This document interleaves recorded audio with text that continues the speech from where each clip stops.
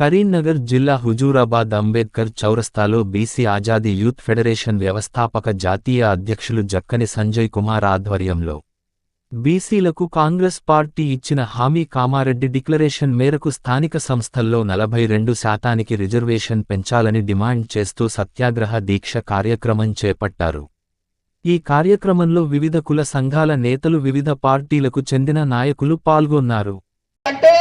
రాష్ట్రాలకు పూర్తి స్థాయిలో అధికారం ఇస్తా ఉన్నాం, కానీ ఎక్కడైతే సైంటిఫిక్ గా కులాల డాటా ఉంటుందో అక్కడ 30 పోలీస్ స్టేషన్ల చుట్టూ నన్ను, నాతో పాటు ఇంకో 2 దీక్షాపరులను హైదరాబాద్ మొత్తం కూడా తిప్పుతూ అనేక రకాలుగా మానసికంగా, శారీరకంగా ఇబ్బంది పెట్టి బీసీ ఉద్యమం నువ్వు చేపట్టి నేస్తా ఉన్నది, నువ్వు ఈ యొక్క దీక్షను విరమించుకోవాలని చెప్పేసి హుకుం జారీ చేసినటువంటి రాష్ట్ర ప్రభుత్వం మీద మేము కూడా ఒకటే చెప్పినాం.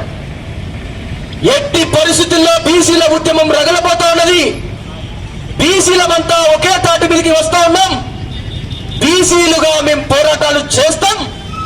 మీరు ఎన్ని అణిచివేతలు చేసినా మేము పోరాటం కొనసాగిస్తాం. మీరు ఎన్ని అరెస్టులు చేసినా పోరాటం కొనసాగిస్తాం.